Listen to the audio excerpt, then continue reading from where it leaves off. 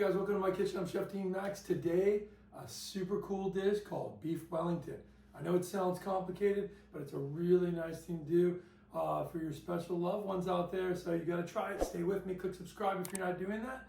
Give me a thumbs up if you like this video and ring that bell and I'll send you new stuff I have coming up. So I'll see you back in a second with beef Wellington.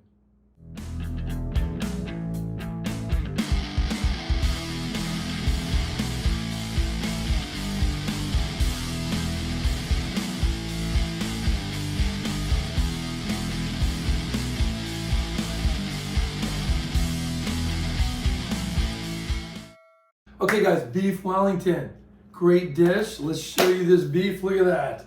What? Yes, that's a whole fillet of beef. That's called the filet mignon. This fillet comes from the inner side of the beef, the cow, that goes on the inside of the rib cage. And so it's super tender. That it really just does stabilization stuff for the cow, or for us as well, that fillet in there. On a cow, obviously it's a lot longer, so you can see how long this thing is, and that's why it's super tender. Now, there's not a lot of fat in the meat, so people who like really fatty steaks, they love like ribeye and that kind of a meat where it's super fatty. Now this is going to be super lean. Now you can see there's fat around on this, but it's not ultra fatty on the inside, as I'll show you. So what I do first is we trim this up, and I keep the scraps of this all in different spots, right? Like this fat scrap like this, I use that. I can cook with that. I can take this fat right here from the beef fillet and do stuff with it. A lot of times, you see how this just peels off like this? There's like a layer of like almost like tendon and stuff that just peels off. I keep that separate. That usually I throw away because it's a little tougher, okay? And then you can see how I pull this right here. There's the fillet, the center part of the fillet is right there, and it pulls apart. You don't even need to cut. See, I'm not even using my knife, right? I'm just pulling these pieces off, okay? And this piece here, I will use my knife just to trim it down a little like that, right? As well as, you see how I'm just grabbing this, tucking my finger under, and I'm pulling that. Now I'll trim it here to release it from that part, but you see how I just pull it here? What does it expose? It exposes as I pull down this whole beautiful fillet, okay? And this filet mignon is just a perfect piece of tender meat that the cow has. Now, what we'll do is we'll trim it here as we get to the end of this. We trim it, and we end up with what they call the chain. And this chain right here is great to grind up. So if you have a grinder attachment in your KitchenAid at home, you would just grind that up. So now I'll take some of the excess fat off of this, but if you're grinding it up for burger meat, you need fat in the burger meat anyway. It's usually 70% to 80% will be the fat in the burger, and it'll be 20% would be the fat, and 80% would be the lean meat in a burger. You ever heard of those 80-20 burgers, or there's 70-30, depending on how much fat's put in there. So you need the fat in there anyway. So I just trim it up like this, and then now this piece here is pretty tender meat. It's all tenderloin meat, but it just has a lot of fat around it and has some tendons around it too. So what you can do is just dice this up, and you can make a stew out of this. And I wouldn't even stew it long. I just make like a beef bourguignon. So marinate a little red wine, saute some onions, carrots, and celery. Put the beef in there, sear it off. Put a little bit of water on top of it and wine. Let it cook down, and you make a nice dish with that. Add a little bit of butter. It's perfect. So now we have this part of the fillet. Now you can see right here, there's this piece of the head of the fillet that we take off, and I'm going to show you how to do that. I just kind of cut it down the side here like this, and it comes to the tip here. You see this tip? Right like this, and I just cut that off. Now that's another steak.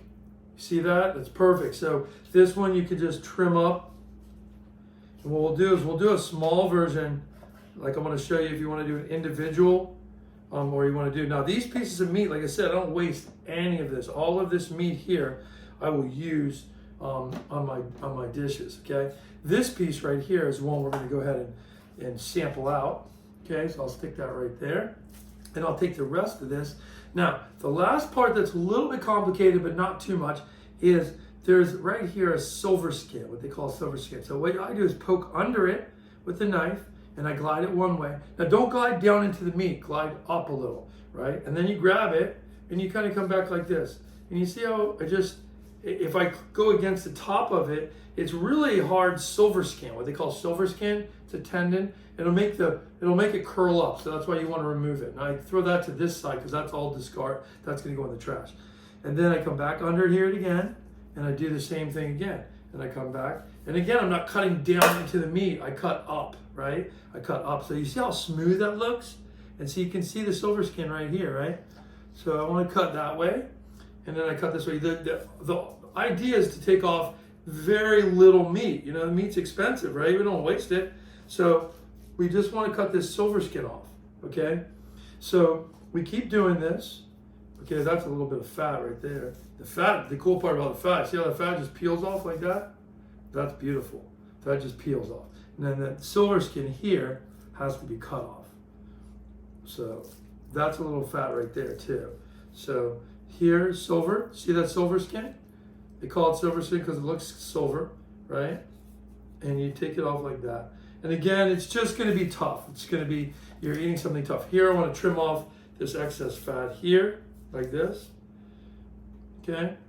Again, the fat you can add into your ground pieces to make burger meat. You can do, I try to separate everything from fat. So I've got fat, I've got discarded silver skin here, and then I've got nice diced meat here that I can use for anything, for stew, for burgers. A lot of you probably have those grinder attachments for your kitchen aids, so I would suggest using them. So here, some more silver skin. You see it here?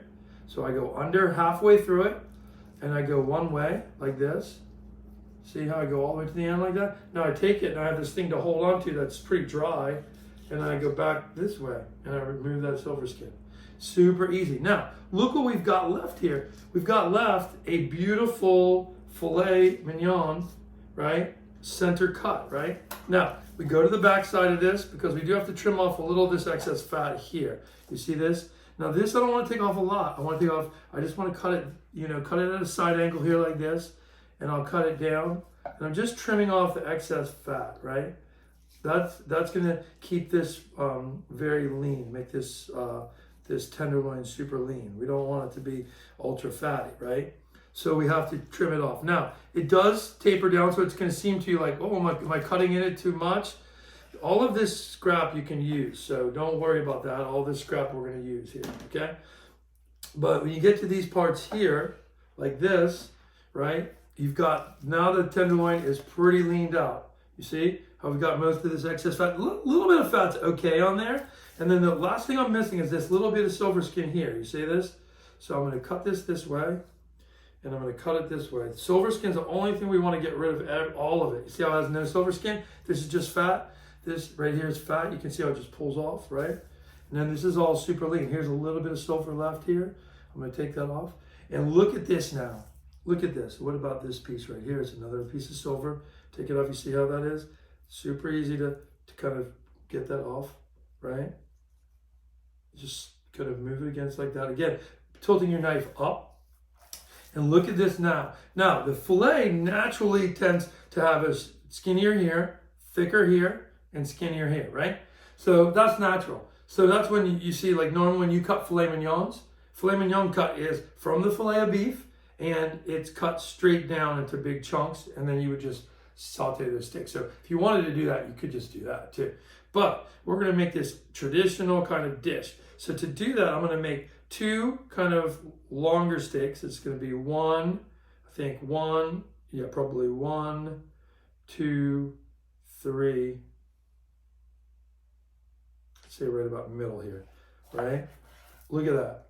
Look at the fat. See how the fat's in the meat here? It's beautiful, but look at that. It's all lean, right? And then I'll cut off the end a little bit. I can use that for burger meat or stew, right? Now I'm going to cut this one the same size, right? So I want to cut it about right here. And then this one will go for burger meat as well, okay? So now I end up with 2 perfect pieces of meat here, okay? So we're going to stick that here, and I'm going to put this in the front. And then what I want to do is I want to show you guys how we're going to sear this off, right? So the first thing I'm going to do is turn my pan on and get that hot. Okay. Now I'm gonna grab. I've got some olive oil here, but I want to grab some just generic oil. So I'll be right back. Okay, I'm back with just a regular like grapeseed oil. It's a high heat oil. Okay. So with that, I'm gonna take these steaks and I'm gonna basically season them nice like this with salt, okay? Now, normally what you could do is take these, I'm gonna do this after though, after I do this, I'm gonna actually roll these up when I cool them down a little bit, okay? But I'm gonna season them really heavy with salt, okay? You see that? It's really heavy with salt. And I'm gonna do this little one too, okay? Like this, okay? Perfect. Okay, now I've got my salt on there, okay, and I'm going to clean my hands because I want to do pepper. I want to hold my pepper grinder. Now, fresh pepper, okay, a lot of fresh pepper on here. Not a little bit, a lot, right? The pepper's great. So what I could do with this, if you cut these ahead of time, right, you can actually wrap these. I pat it on there really good, like that, and I flip it over. Now, like I was saying, you could do this ahead of time, and if you do it ahead of time, then what you'll do is wrap them in plastic so they create like a perfect circle. And I'll show you later when I do that. When I cool these down, I'm going to probably put them in the fridge to cool, and I'm going to wrap them up nice. Okay? So you can see that. Okay? And then these have nice salt and pepper on them. Okay? At this point, right? At this point, I'm going to sear them. Okay, so I get my pan. Oh shoot, put the wrong oil in there. I went out of the way to get this other oil. Well, if you put regular oil in there too, it's gonna help because a little bit of extra virgin olive oil, the other neutral oils will balance it a little bit. So with this, I want to get that hot. So get the pan hot first, right?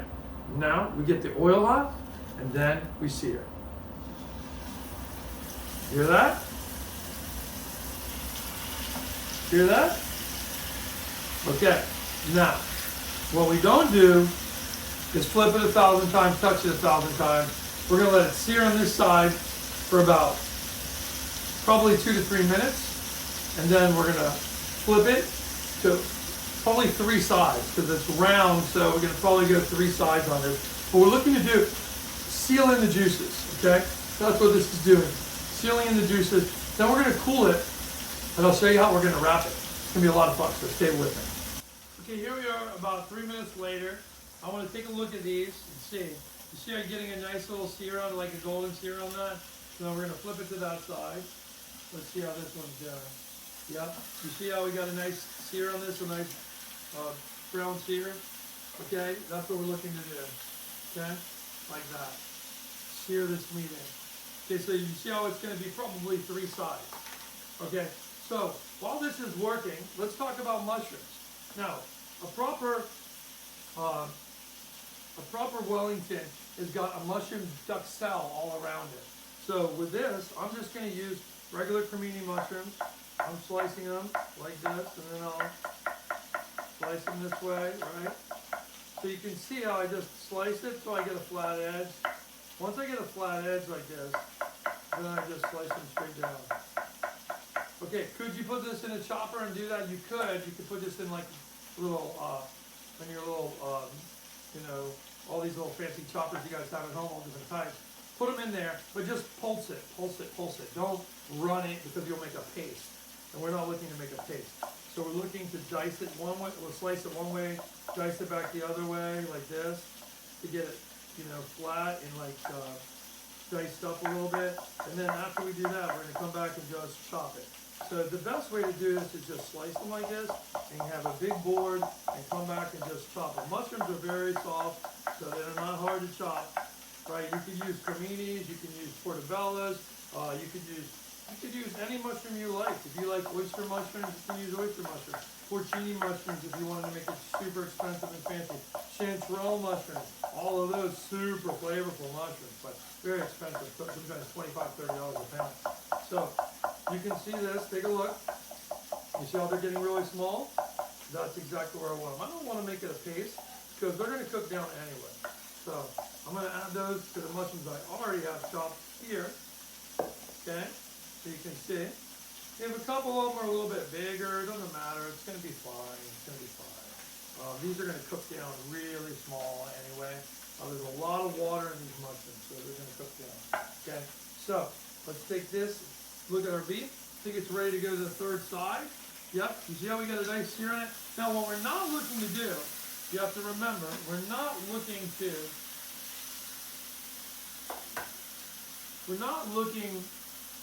to cook this all the way through, right?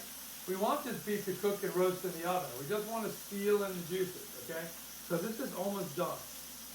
So I'm going to give it like another 30 seconds on this side, and then we're going to start to cook with our mushrooms. Now, I'm going to show you what we can do with these beef scraps. Now, this beef scrap here has a little bit more fat on it. This has nicer meat. I would use that for stew. And then we have some fat here as well that doesn't really have tendons in it, just fat. So what I'll do, actually this one does. That one has tendons. So I just want more of the fat. And why do I want the fat? Because the fat has flavor. So what I'm going to do is I'm going to mince this small, like this, and then what I'm going to do is render this in a pan, saute it up in a pan, and I'm going to add my other, so I'm going to have that, saute that in a pan, and I'm going to take this beef here, and I'm going to cut it smaller, like this, right, and I'm going to add this into the pan and sear it off and make a sauce from this. So you can take this, and once you've seared this off nice, I just cover it with a bottle of wine and let the wine reduce down. After I've seared it in a pan really golden brown, like if you see this really brown like this. And then you cook the wine all the way down. You can add chicken stock to that. After you've cooked the wine by over 2/3, you can add chicken stock to it, reduce that down, add butter, and you have yourself a red wine sauce. It's better if you have a beef, but a lot of people don't have beef sauce like that, or beef stock at home. But you could buy one in the store. Now, you can see this is done. I want to put it here and cool it. So we want to cool this quickly. These are big pieces, that's fine, right? And we want to cool that quickly. Now, I've got the pan here. Looks all beautiful with that juice in there. I'm going to add this right to it. So I've got all of that fat from the beef in there. And we're not going to throw that away, the flavor from those little bits on there. We're going to put our mushrooms in there. And the mushrooms cooking down, I want to scrape the bottom of this pan. And what is that going to do? The liquid from these mushrooms as they cook, because there's a lot of liquid in there, they're going to kind of moisten, and they're going to release all of the pan scrapings on here. So I'm just going to cook this down. Now these mushrooms, they're going to take a little while to cook. So I would say probably we're probably looking about 10 minutes. So I'll see you guys back in 10 minutes and we'll see what this looks like. Okay guys, we're back and I'm in a cloud of steam here. Whoa! It's my spa. See that? Now, take a look at these.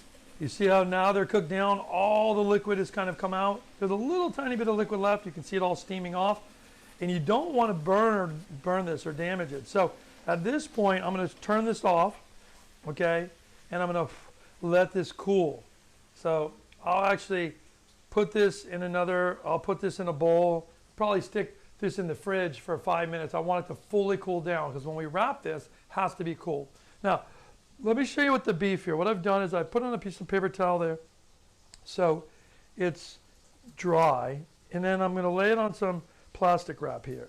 And what I want to do is wrap this baby out to create a circle. So here I've got some just beautiful English mustard. It just seems appropriate to use English. You can use Grey Poupon if you want, it's French.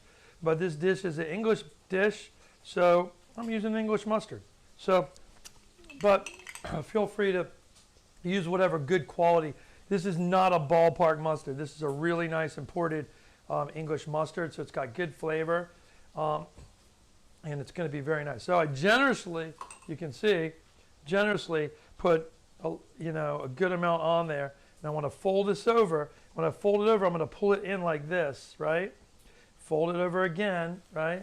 And I'm going to twist the ends. What that's going to do, it's going to give me this nice kind of tubular shape. You see that? Just keep rolling it like this. And then I just lay it on top of itself like this. Now that is going to go in the fridge for about 20 to 30 minutes, okay? So let me put that in the fridge and we're going to finish this dish up. Okay guys, we're back and I've let these mushrooms cool. So now what I'm going to do is take the mushrooms. I have, you can see here, 2 slices of prosciutto. You can buy the prosciutto already sliced from the store. It's probably the best way to do it. Just look for a high quality Italian prosciutto. The cheaper prosciutto you get, the less flavorful it's going to be. So I would go the best price on that, okay? The best one, the nicest Italian prosciutto you can find, okay? And then you see how I put this in the center? And I'm just going to press it out from there. We don't want it to be super thick. We just want this nice thin, like this thin mushroom crust, like this, all around. So I'm just going to press it. I start in the center and press it out, right till it gets to the corners, like this. You see that? And we're just going to keep adding as we need to make sure we get all the way out to the sides. Now, I want to cover the beef in all angles. Okay, now the beef I have here already kind of wrapped up in its mustard and I put it in the fridge to cool. Now what I want to do is unveil it. But I'm going to unveil it and put it right in the center of this. Okay, and then I'll just set that there. That mustard's so good. Now you're simply going to roll it up. See how I roll that? Like this. And continue to roll it like that. And then you're going to have your nice little package here. So I'll just set that here on the side. Now, I want to grab our puff pastry here. So the puff pastry you can buy in the store. Here, I just put it on some plastic wrap. It makes it easier to kind of move around. And I'm going to roll it out kind of thinner, not this way as much as wider wise, like this. I want to have it a little bit wider, okay, because I want to actually gonna roll it probably this way. So let me try to make it a little bit wider this way. Okay, and this is gonna thin it out. This way too, your puff pastry is not so, right from the store, it's pretty thick. So sometimes it takes longer to cook and then sometimes it overcooks the meat. So at this point, what I'm gonna do is I'm gonna place my beautiful prosciutto wrapped mustard and mushroom crusted beef. I'm gonna stick it down right on there like this. Okay, and I'm gonna take off the plastic because we don't want to cook the plastic, right? So I've got it like this, and then I'm gonna cover this up like this. Now what I'm going to have to do is probably cut the end off to patch up because it's a longer, skinnier one. So ideally you would have a wider piece, okay? And I did have a wider piece. I just cut it short and I thought it would work, but so now I'm going to have to sew up the sides a little bit. So what I'm going to do with this is roll it over like this. And again, I want to keep this so this is all, this little stuff that I'm brushing on there is egg wash. So it's egg yolks and water. And what that's going to do is it's going to help to seal this. So I want to really press this in and make sure my pastry is all around it like this, right? Like that. That's what I want to do. Okay, now on the sides, I want to tuck it in. If a little comes out, you can eat it, right? Like this. Now what I'm going to do is I'm going to cut these in half like this, and I'm going to use this to kind of seal this. And I have to put some egg wash on there to seal it. So I got to brush that with egg wash first and then seal it like this. Okay? And you want to kind of tuck it all in really good and seal it, because that way the moisture and the steam all stays inside. So again, brush this with your pastry, and then you're going to go ahead and just seal it like that. Okay? Now, this piece, now you can see we have this nice piece. I want to make sure it's pinched over and we have this thing sealed in nicely. Okay? Like this. And then I'm going to put a little bit of oil in my pan here, and I'll put it down on top of that. Now, this is going to go right in the oven. Now, if you want to have like a little bit of a design on this, you can just like put some hash marks in the top of it like this. Don't cut through, because if you cut through, then you're going to release out too much of the juices. So you don't want to do that. And then I want to do this, is brush the top of it really nice with egg wash like this. Okay, and then that way it seals it, as well as it's going to have a nice golden crust when it's done. So I put it like this. Now you could put herbs on this. You could put parsley, thyme would be really nice, rosemary would be nice as well. Okay, and then I'm going to put just salt like this, nice heavy salt, and nice cracked black pepper. And I'm going to stick this in the oven for probably about 30 minutes. So we'll see you back in 30 minutes, and we'll see how it does. Okay, guys, we're back 30 minutes later, and this is what we have. Look at that beautiful crust, right? So I'm going to take this off, and I'm going to put it right here on my board. I've let it cool for a second. Taste this pastry. Oh, wow. So good. So you kind of want to go hot. I would do them, because normal ovens at home, if your oven runs a little low, go at 450 instead of 350. What we're looking to do is cook this pastry on the outside, and then the inside we just want to warm it up, get a little bit rare to medium, medium rare to medium kind of feel. If you really like it well done, you can cook it longer, but I don't. But you want to let this rest. I let this rest about 4 minutes when it came out of the oven. I put it on a cutting board like this. I usually would let this rest a little bit longer, but I know you guys want to see it, so we're going to cut into this baby. The longer you let it rest, the less juice is going to kind of run out. It's going to get, as it sits, it sucks that juice back up. So when you cut it, if the temperature is a modest temperature, it'll hold the juice in it rather than run all over your cutting board. So you cut these about 1 inch wide. So one like this is actually good for 3 people. So I'm going to show you what that looks like. We're going to cut right through it here, and we're going to cut right through it here. See how it's steaming, so that means it's a little too hot still. But look at that. Look at that. Beautiful temperature right here. Look at this baby right here. Beautiful tenderloin like that. Unbelievable. Look at that. That looks just fantastic. Let me pull it up here to the board so you guys can see it. I'm going to have to take a bite. I can't wait. So this cooked about 30 minutes. I maybe would even do it at a higher temperature, 25 minutes. The higher temperature is going to get you that darker look on the pastry. It's going to really cook the pastry quick, but it's not going to cook the meat too much inside. If you like it, I would say medium, then you should shoot for 30 minutes. If you like it rare to medium rare, then maybe 20 minutes, but just go higher on the temperature in the oven so it cooks that pastry quick, okay? And then let's try it. So this is a really tender piece of meat, right? So this, you're not gonna really have to cut too hard to get through this. You have that mushroom flavor and that crunchy pastry.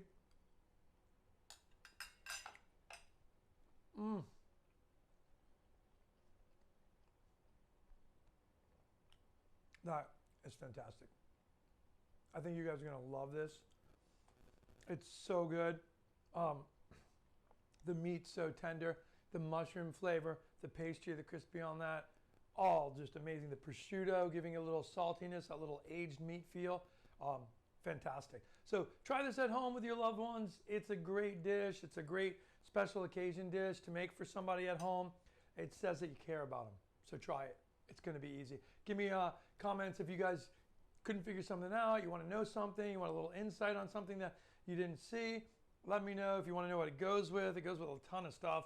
But if you want to ask me any of those questions, just shoot a comment below and I'll make sure to answer it for you as soon as possible. Okay, I'll see you back in the kitchen soon. I'm Chef Dean Max.